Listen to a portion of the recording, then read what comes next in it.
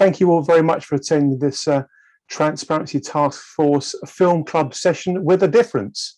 We've got too many people joining for it to make sense to kind of give everybody a chance to introduce themselves verbally, but I would encourage all of you, please, to use the chat quite freely. In fact, what I'd like you to do, if you don't mind, is to pop into the chat a little bit about yourself, just, who you are, what you do, but also, if you wouldn't mind, a sentence or two explaining why this topic is of interest to you. Why is it that the topic of why Joel is suing Twitter for censoring his film, why is that of some interest to you? I think it would be good if we all share those ideas in the chat as soon as possible.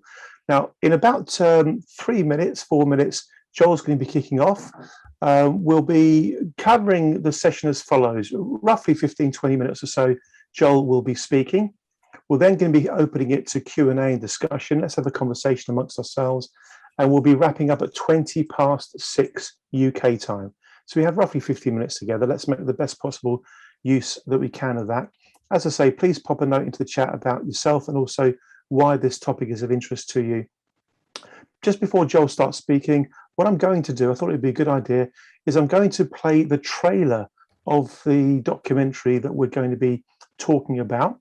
I think the majority of you have already actually seen the movie when we had the special pre-launch screening, but one of the two of you may have not.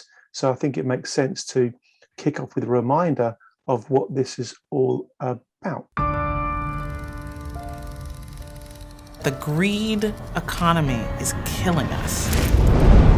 We are so steeped in this commodification that it's hard to distinguish between being a consumer and being a citizen. Seeing the documentary The Corporation, it opened my eyes. Calling corporations psychopaths absolutely had an impact. Can we take the resources of corporations and get them to focus on the needs of the poorest? There is no such thing as corporate social responsibility. They're literally playing casino with life on Earth. The changes that we fear are coming faster than anybody thought. It's completely out of control. Corporations have figured out there are really big business opportunities in these public sectors. Private schools for the poor is a $51 billion a year market. Take the education system, take the healthcare system. That's a direct threat to democracy. Their reach cannot be underestimated. They know everything about us. If we don't push back, we're going to live in a world in which they are governing us privately through the profit motive. One of the largest corporate bailouts with as few strings as possible in American history. Shameful. Global pandemic. What do we do now? Let's do a tax cut. The pandemic revealed that we need to contain corporate power. The democracy is trying to breathe. We can't breathe because of the weight of poverty on our neck. We have not come here to beg world leaders to care. Change is coming, whether you like it or not. Are you actually going to challenge the power of corporations? This is what the 2020s will be about. You have to really ask yourself, what was your role in this moment in history? Every time I watch that trailer or think about the documentary, it really does remind me of some of the very, very stark and important messages. And I can't begin to tell you how worried I am that Joel is having to fight to enable the documentary to get the publicity and the kind of awareness raising that it deserves. I'm really worried this might be some kind of the thin end of the wedge. So in a moment, I'm going to be putting into the chat my thoughts about why this matters so much to me. As I said earlier, please follow suit, share why it matters so much to you.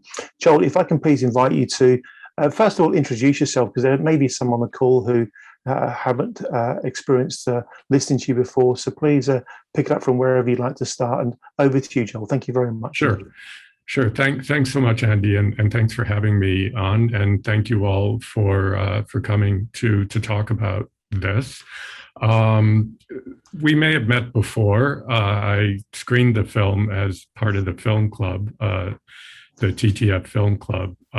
So you may have met me before, but just in case, I'm a professor of law at the University of British Columbia, but I also write books and make documentary films for a sort of broader audience than my usual scholarly audience. The first of those was called The Corporation, which was a documentary film that played quite widely in the UK and around the world. And the book was, I think, translated into 25 languages. So it's been out there. And then more recently, I wrote The New Corporation and made the New Corporation film based on it as a director and writer of that film. And briefly, what happened, the trailer that you just saw is actually the subject of the lawsuit. It's the trailer that Twitter banned in terms of promotion. So what happened is the film came out in the fall of 2020. It premiered at the Toronto International Film Festival, and it was released in Canada. On a major broadcaster in Canada. It also had a theatrical release, but that was cut short because we were in the middle of a pandemic and theaters closed down. And we mounted a campaign to promote the film soon after it was released. And Twitter was intended to be a key part of that campaign because especially during the pandemic, with theaters closed, Twitter has become a central platform for getting attention for a film. And of course, you need to get attention for a film if you want it to be seen, if you want to get distribution deals. We had one, as I mentioned, in Canada, but we didn't have one in the UK, and we still don't, or in the United States. We do in various other countries, Israel, Poland, Australia, and I'm sure it'll be coming in the UK and the US soon. But Twitter is really central to getting the word out. It's central to getting the word out in terms of festival screenings. And the film was longlisted. It was put on the long list for an Oscar nomination for Best Documentary. And so again, Twitter is a central tool for sort of making the film known to get it on the short list for an Oscar. So we tried to promote, we basically sent the trailer out that you just saw on a tweet. And the tweet didn't say anything other than, here's a trailer of this new film, have a look. And we tried to promote that tweet, but Twitter refused it, saying that it violated its policies. So we asked Twitter numerous times, why, what's wrong with it? And they didn't tell us. So you've seen the trailer. Clearly, it has a point of view that corporate power is out of control, that it's a threat to democracy and to the planet. And I'm not going to suggest that isn't a controversial point of view. It is. But it's also a point of view that's well within the sort of mainstream of political debate. It's your organization, sort of mines that point of view and tries to understand it in rigorous ways, as do I, as a scholar, and as do many, many, many others, including in sort of mainstream political parties and so on and so forth. I feel it's a very important message to deliver today at a time when we're facing all kinds of existential crises, the rise of the sort of populist right and the burning up of the planet, potentially, all these things. And so this is a point of view that we thought needed to get into the realm of ideas and democratic debate. It's not hate speech, it's not fringe, it's not promoting violence, it's not false news. It's not any of the things that you think might justify restrictions on speech. And it's presented in a reasoned way, in a rigorous way, and based on a book that is based on my scholarship and all of that. So I have no problem with Twitter disagreeing with the point of view. I would expect it to. It's a large corporation and it's part of what we're criticizing. So that's to be expected. But I was surprised that they actually censored it in the way they did. So let me just briefly take you through what happened. If you go onto your Twitter account and you go to the bottom right hand of a tweet, you'll see three little bars. And if you click on those bars and you follow the links, you'll get to an option to promote or boost your tweet.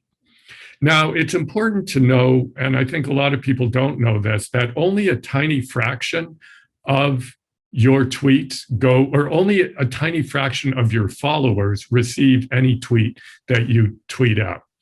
And the way that Twitter monetizes its platform is if you want to reach more followers, if you want to reach all your followers, and certainly if you want to reach beyond your followers, you have to pay them anywhere from a few $100s to tens of thousands of dollars a week. And when you follow the links, as I mentioned, you get a little sliding scale as to how far a reach you want your tweet to have. So Twitter, the free platform, what Twitter calls its organic tweets, is really just a teaser. It really enables you to reach actually very few people, maybe 3-5% of your followers when you tweet something out. So if you're doing something like trying to promote a film, you really have no choice if you want to use the platform effectively to promote your tweet. And so that's what we tried to do, and that's what we were barred from doing. When we tried to do it, we immediately received an automatic reply from Twitter refusing our request and refusing our money. We were offering to pay to do this. So we complained through Twitter's internal complaints procedure. And we received another automated reply, likely from an AI bot, this time saying tweets can be disapproved if they are found to violate the Twitter ads policies, and that it provided links to the policy that bars tweets with, quote, sensitive targeting. So we said, what's problematic in the content? Tell us so we can remove it. Like, we'll play ball with you. And Twitter replied, our team reviewed your content and confirmed that it violates our political content policy. So now we have two different reasons on the table. First, they say sensitive targeting. Now they say political content. So we wrote back again, saying that the video is a trailer for a documentary film about abuse of power by corporations. It's not inherently political in the sense it's not advocating for any candidate or election. It's not appealing for financial support or votes on any particular legislative or government advocacy. And then things get even stranger because now, so we put this out there and now Twitter replies that the problem with the trailer is not that it's political content, now it's inappropriate content. So now the reply is our team manually reviewed your content, confirmed it violates our inappropriate content policy. So now we have three different and shifting reasons on the table. And we say, okay, can we speak to an actual human being? We keep getting these automated responses. And we actually hear back from a Twitter employee. And she says, I took another look and I'm confirming, and this is a direct quote from her email, I'm confirming that it seems that the tweets have been halted for violating our sensitive, inappropriate content, as well as our political policy. Okay, so we violated all three of their policies. So we asked for further clarification. We pointed out the documentary has been recognized by numerous mainstream media outlets as credible within the documentary film community as well. It's been lauded by critics from major media outlets. It's partly funded by one of Canada's largest governmental arts funding partners. It examines the prevalence of corporate influence on democratic institutions, but it doesn't advocate for specific outcomes. It just advocates for holding corporations accountable. So we said all that. And then they reply, regardless of whether or not a film is acclaimed or whether or not it's a documentary, the same policies are adhered to. One of the reasons here is that Twitter does not have the resources to deem all of the content on our platform as credible, as many areas are quite nuanced and subjective. So Twitter globally prohibits the promotion of political content. Looking at the trailer, it does seem there are some political undertones to the content. We encourage you to use the free service. So basically, Twitter globally prohibits content that they and their AI bots decide is political, sensitive, and inappropriate. They don't assess the content in any real way. They don't assess its credibility because they acknowledge they don't have the resources to do so.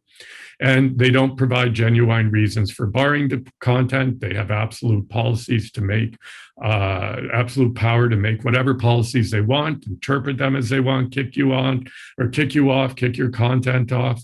And that's what they did to us in effect. Now, let me be very clear.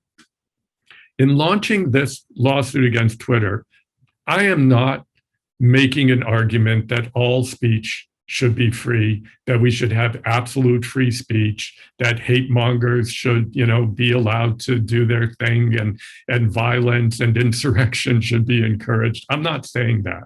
We're not challenging Twitter. We're not challenging government for placing limits on speech that is harmful and that has little value to democratic discourse, and that in many ways is aimed at undermining democratic discourse. I personally, and this is something we can talk about, and in my scholarship, I have defended these kinds of restrictions on speech. I don't take the absolutist view that many take in the United States. So our claim is a more limited claim. It says basically that because Twitter has such a central role as a channel for political and social communication between governments and citizens, among citizens, as a forum for important scientific, policy, political ideas, and information, Twitter should not be allowed to ban speech that is neither harmful, nor incendiary, nor hateful, but that is about the kinds of ideas that are at the heart of democratic debate and dialogue, like our film. So that's our basic argument. We're not sort of waving the flag of an absolutist approach to free speech. And in terms of the sort of technical way we put this together, we have two parallel cases. One is against Twitter, and it claims that Twitter is bound by certain limitations relating to free speech when it exercises its contract power under its user agreement.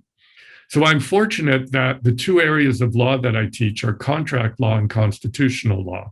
And this is and that I research in, and this is a case where these two come together.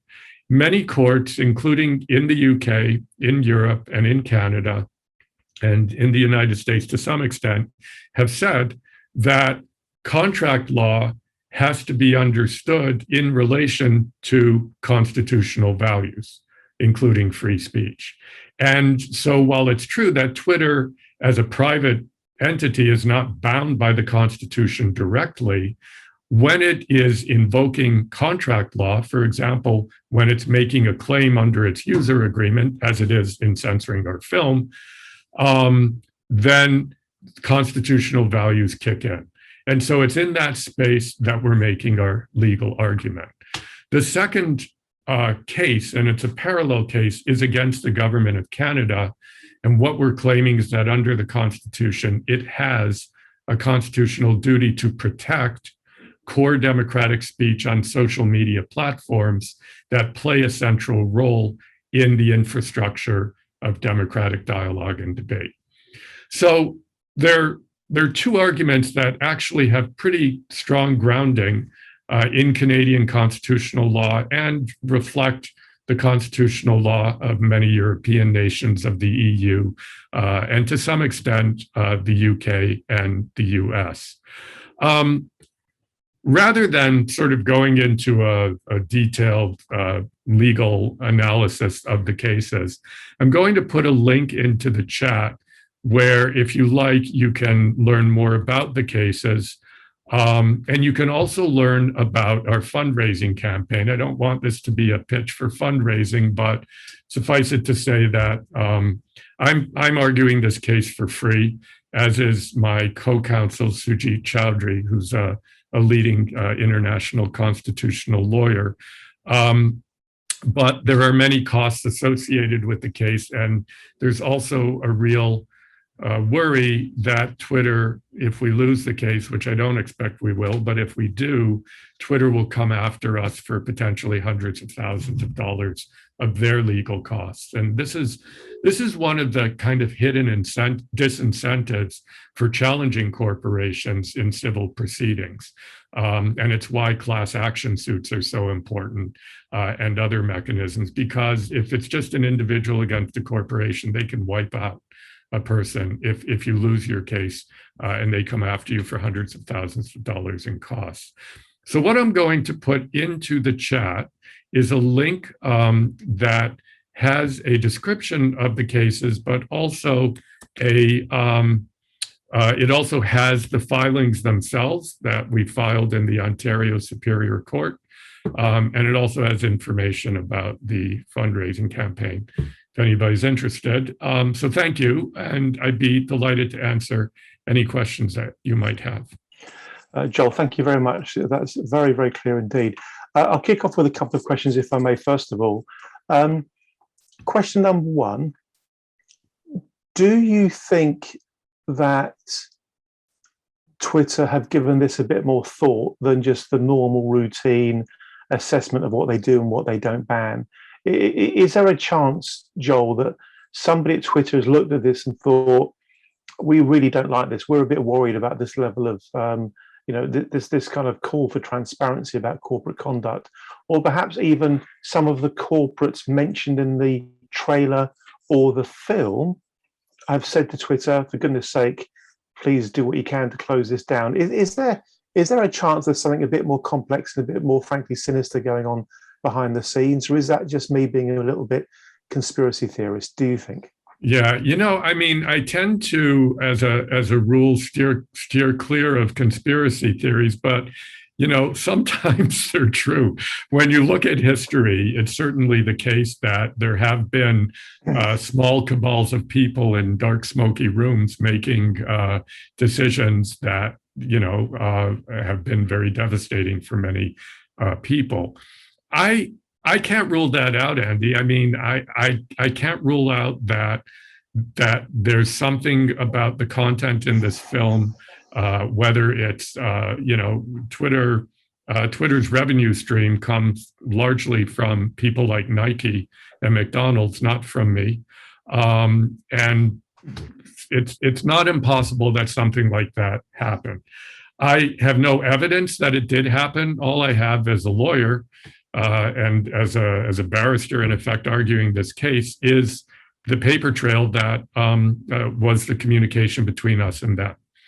And so our argument really focuses on, the policies that they are using to shut down the Twitter trailer, the tweet that we tried to tweet out. The policies they're using are part of the contract. So when you sign the user contract with Twitter, when you click and say, yeah, you agree to all that stuff that you didn't read, part of that is you're agreeing to all of these sensitive targeting, inappropriate political content policies. So you agree to that. And so part of what we're arguing in the contract law piece is that those policies are either themselves running afoul of certain doctrines in contract law through which we funnel free speech values, or that Twitter's application of those policies is running afoul of those things. So we're arguing both those things. That's all we can argue. That's all we have on the record of the case. If we got some smoking gun evidence, a Twitter whistleblower came forward and said, hey, guess what? I was the person who saw that trailer and said it shouldn't run, and these are the reasons. That would be fantastic. But I doubt that's going to happen. But believe me, Andy, I've at 3 a.m, I've wondered the same thing you're wondering, but I just have no way. Yeah. Barry, go ahead. Just before we go to Barry, there's one more, if I may, coming at this from a completely different point of view. Two bands come to mind. One is Frankie Goes to Hollywood, and the other is the Sex Pistols. Frankie Goes to Hollywood ended up with a massive hit on their hands. The track was called Relax, and that came about because I think it was the BBC banned them. And the Sex Pistols had a huge hit with God Save the Queen, again, because the BBC banned them. So my question to you is there some way of actually turning this problem into an opportunity to actually help the promotion of the film more generally than would otherwise have been the case? Yeah, I think the answer is that, there's no such thing as bad publicity, all of that. It's not our primary motivation here, of course. I can say. My concern, and the primary motivation isn't so much about the film.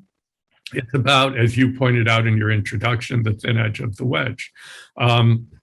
We need to find a way to regulate and in some way these platforms, because especially Twitter has become a central part of our democratic infrastructure. And we need to find a way to figure out what can go on and what can't go on. It's as important to figure out how to avoid hate speech and promotion of violence and misogyny and all of that as it is to figure out how we ensure that things like my film don't get restricted.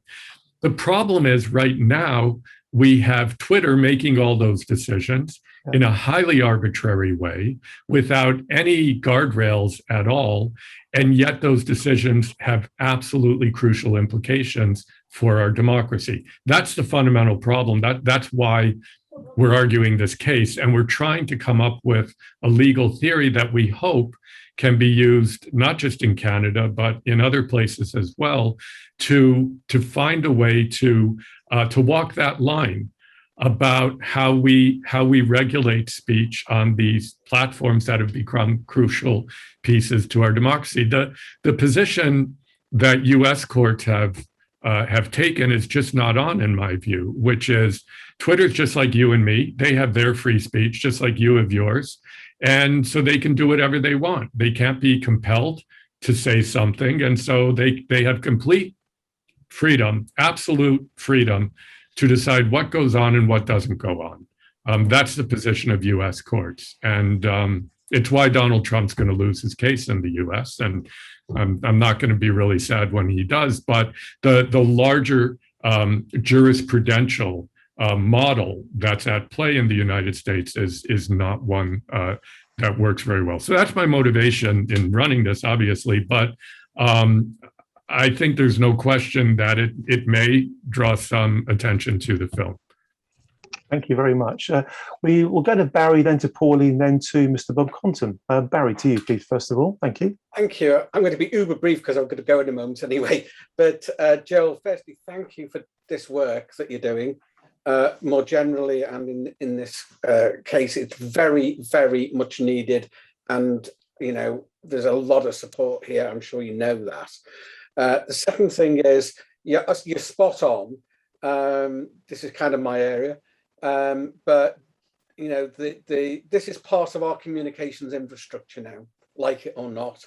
The Click program, the BBC Click program, was talking this week, and there may be an opportunity there, perhaps it's worth exploring that, about how not that long ago, in the early days of the internet, there were 5 companies, Microsoft, I think, being one of them, who wanted to own the internet and be the provider. Well, we're getting uncomfortably close to triopoly or similar with this, and there's no, we're all agree that there's no way that Twitter doesn't hold a unique place and a powerful place.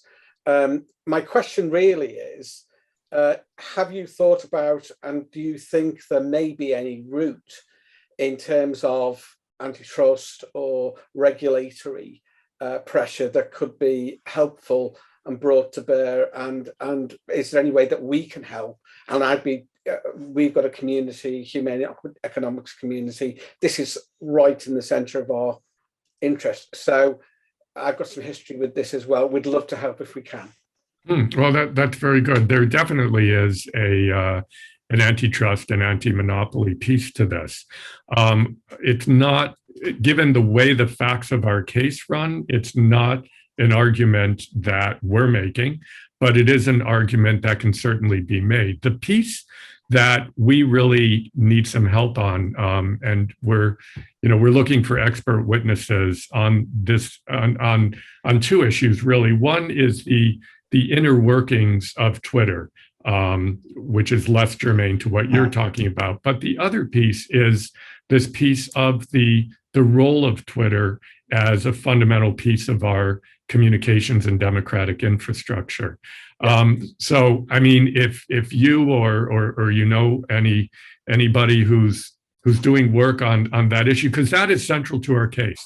Because the first question we're going to get, the first thing counsel for Twitter is going to say is this case goes too far, because if we win this case, then broadcasters and newspapers and all communications channels are going to be subject to having to abide by constitutional values, and the Constitution's not meant to apply to private actors, and blah, blah, blah. Slippery slope, thin edge of the wedge kind of argument. Yeah. Our response to that is no. Just like you said, Twitter is unique. Twitter is not the same as the BBC. Twitter is not the same as a private broadcaster or a newspaper or a magazine. Twitter is unique in that it is not simply a channel of one-way communication, but it is a way that governments and citizens talk to each other, that citizens talk to among themselves. It's all of those things. So it really does play a unique role, and it's that unique role that we're really trying to get our heads around how to support evidence in terms of evidence. Okay, I'd love to be in touch, and we'll find ways to help with that. I'm sorry I've got to go, but I'm hosting another meeting about 1 or 2 minutes ago. Shoot me an email, Barry. I'd love to talk. Thank you. I'll connect you. Thank you. Just before we go to Pauline, an idea came to mind as a consequence of what Barry just said, and it's always lovely listening to other people's ideas, because one person idea can trigger another person idea. So this gentleman here, Chris Elmore MP, who's a Labour Party politician who happens to chair an all-party parliamentary group, and it's the all-party parliamentary group on social media. So Joel, what we'll try to do is we'll try to find a way of connecting you with him, just to give him a chance to understand the case. I've got no idea what his view might be, but it might be quite interesting to him to see a new dimension to the risks associated with social media. That would be wonderful. As per your case. Wonderful. Well, I'll do that first thing in the morning if I can. Thank you, Andy. Pauline, thanks for waiting patiently. Over to you. Thanks very much. Thank you, Joel. And I really wish you, the greatest of success in this. You really deserve it.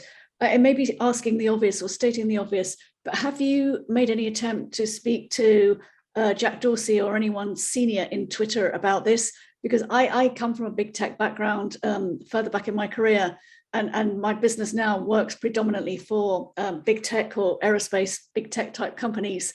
And I don't know Jack Dorsey very well, but I have come across him, and this does not ring true with him. So I just wondered if you tried to have any conversation with him. And then just very quickly, a second question. I didn't quite understand why you had to take on the Canadian government, especially when they had one of their agencies sponsor your documentary. Yes. Well, of course, government has all kinds of walls between the different agencies, and Telefilm Canada operates in a completely autonomous way. We're taking on the Canadian government in a way that I hope they'll see useful. The argument we're trying to make, and so I'll answer this first, and then Jack Dorsey. I think there's been a lot of jurisprudence from our Supreme Court of Canada that under our Charter of Rights and Freedoms, which includes our freedom of expression guarantee, governments have obligations to act, not just not to act. So they have what are called positive duties to protect. And our court has talked about a positive duty to protect free speech in some contexts. And we think this is a good context. So to develop that idea. And so, I don't feel, I work with Canadian government officials on policy and whatnot. I don't feel this is that we're taking them on in a hostile way. I think what we're trying to do as a constitutional scholar, I'm trying to develop certain ideas about what are their obligations in response to this very challenging issue of how do we regulate the social media platforms. And my guess is that there are many people within which we're in the middle of an election, but within whichever Canadian government ends up forming the government, will welcome the idea that there are some guidelines established by the courts that make some sense about how to approach social media regulation, because it's been an issue of just it's been a political quagmire. There's been no momentum. There's been no movement because there are so many conflicting interests. The industry in particular is a very strong interest in saying, don't regulate us. And so I think actually having some pronouncements from the courts saying this is actually what the Constitution requires of you governments, it takes it out of the political domain into the domain of principle, and actually might be a relief to many people who have been working fruitlessly in this area and getting nowhere because of sort of all the cacophony of competing interests in the lobbying sphere. So that's that. In terms of Jack Dorsey, it was really hard for us to even get to talk to just a human being at Twitter.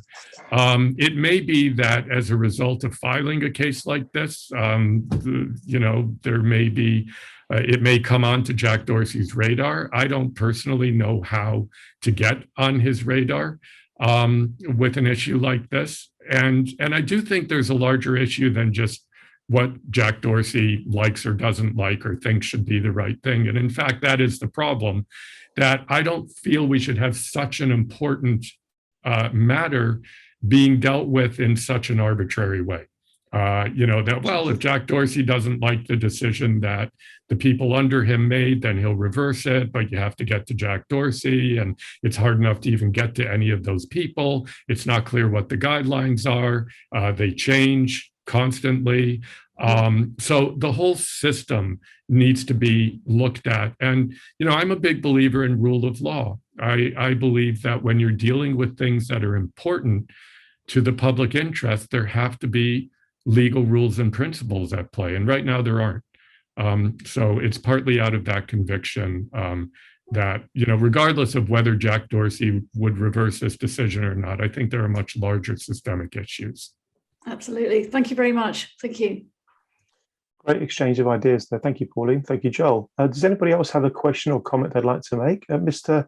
Ken Kavenko in Canada. To you first, please, Ken. As media, I haven't, if it wasn't for Andy, I wouldn't know about this case.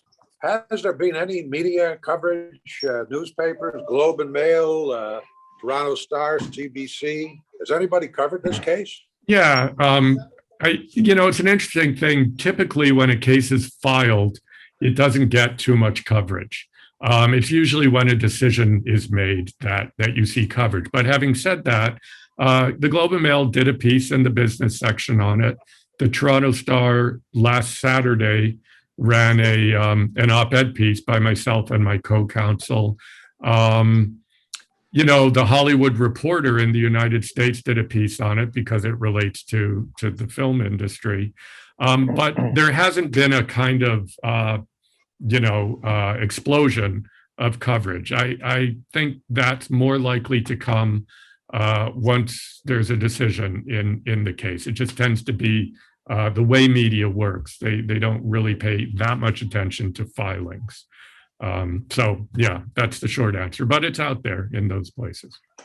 Thanks, Joel. Well, now that the TIFF program is going on in Canada, the movie thing, maybe somehow there's an opportunity to get some coverage for this issue, because many of the documentaries, as you know, relate to civil rights and freedom of speech and freedom of assembly.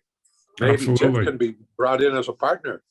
Well, we tried, and they said it was too late. I contacted, because we premiered this film at TIFF, so we have good contacts there, and they loved the film, and I contacted them, and they checked it. The person, my contact, who's fairly high up in the organization, ran it up the flagpole, and when they got back to us and said their program is already set and there wasn't room for an event on this, which is too bad. So I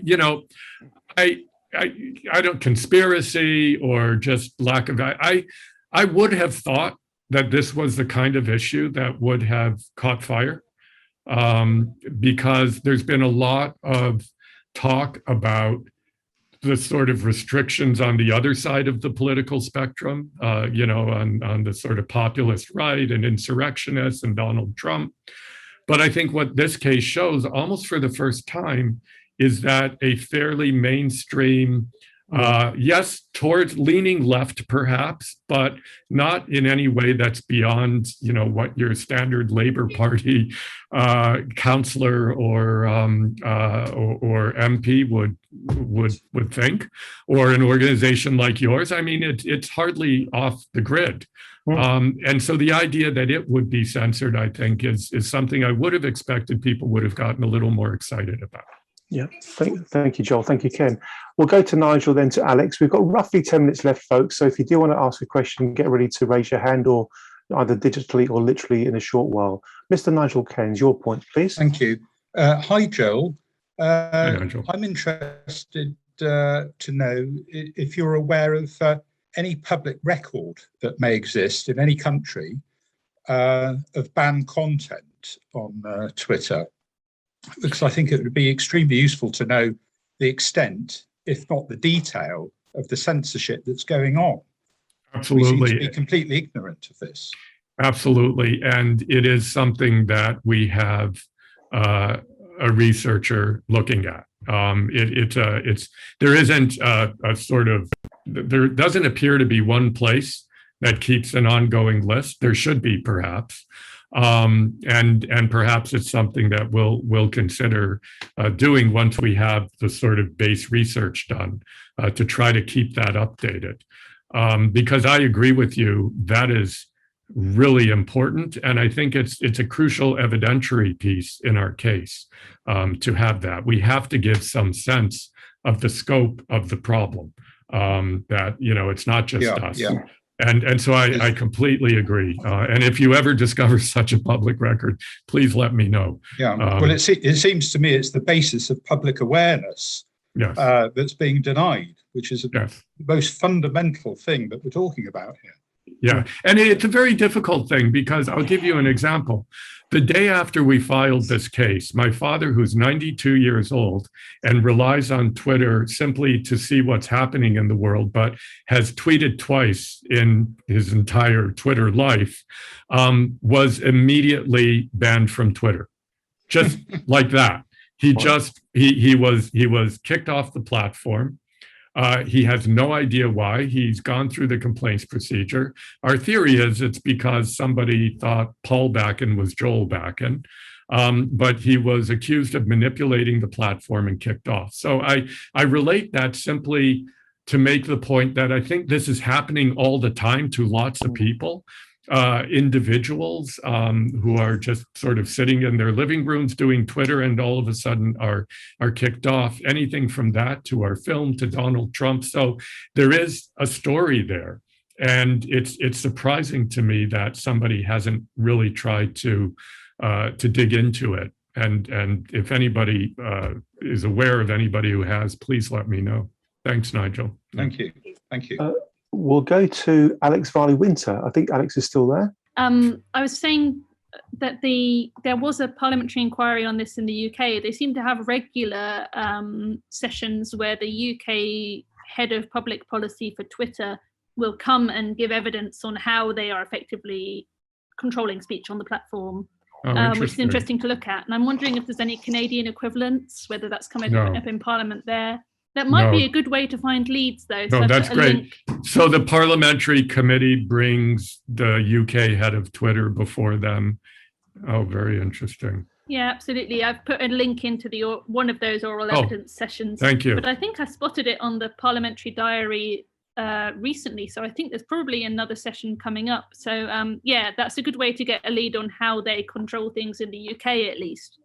Oh, yeah. Thank you. That's great. That leads to another question, Joel. So why don't we maybe try an experiment? What if TTF were to promote the trailer as a paid advert? Let's see what happens then. It'd be very interesting. I would love to. Because if they ban it, that would be really interesting.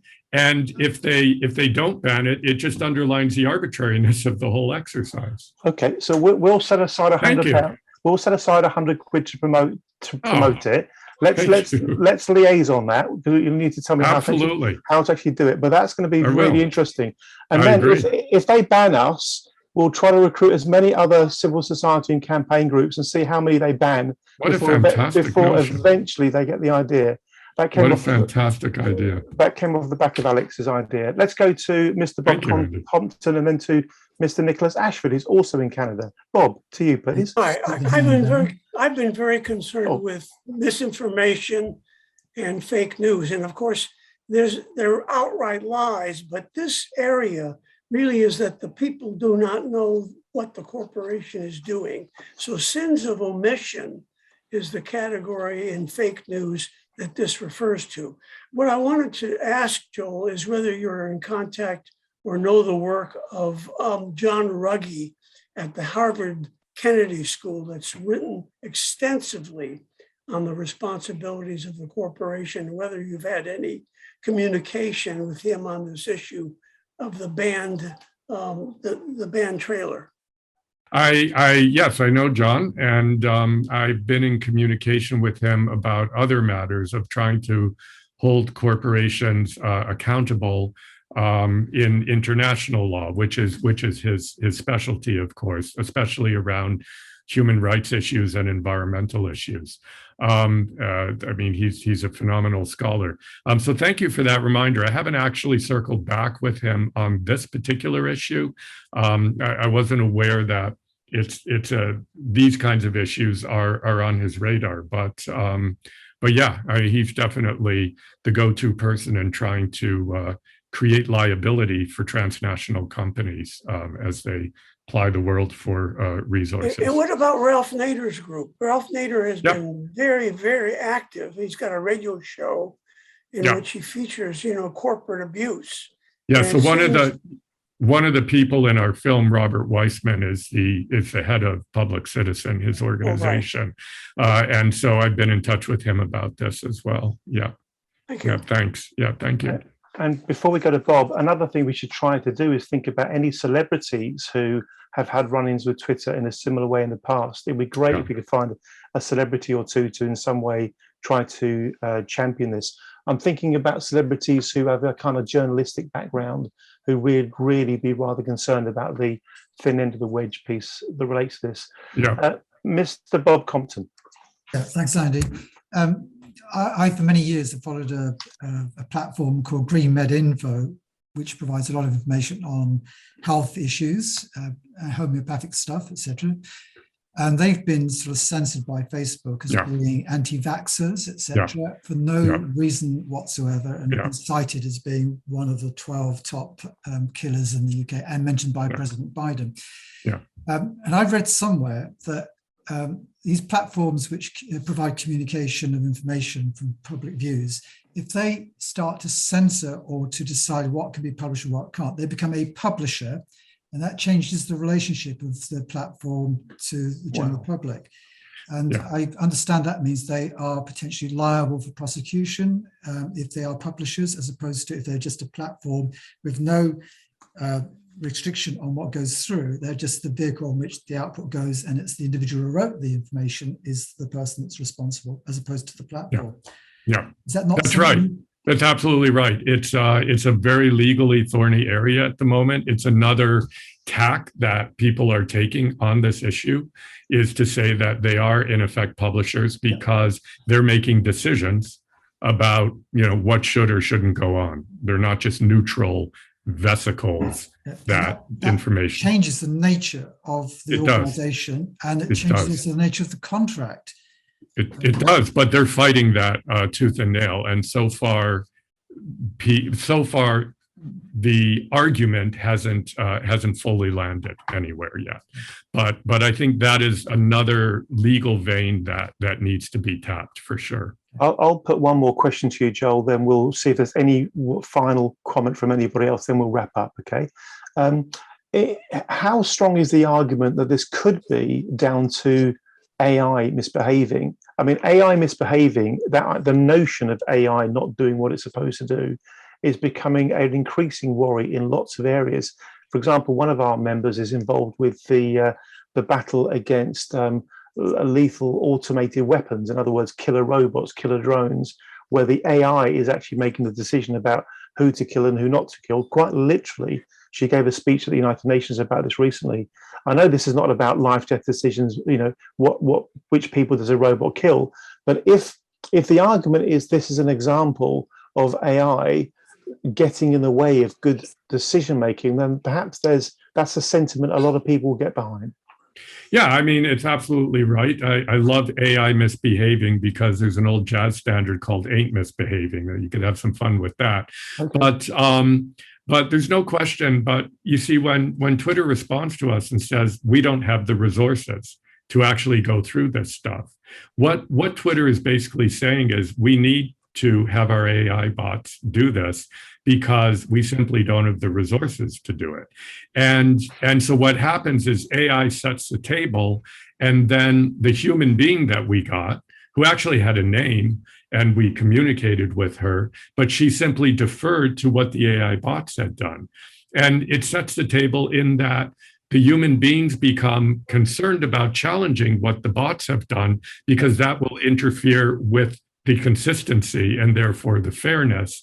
And so the whole thing is a chain of problems, beginning with Twitter being unable to actually monitor things in a reasonable way because they don't have the resources, as they admitted to us, thereby relying on AI. And once AI makes a decision, human beings feeling they can't challenge it.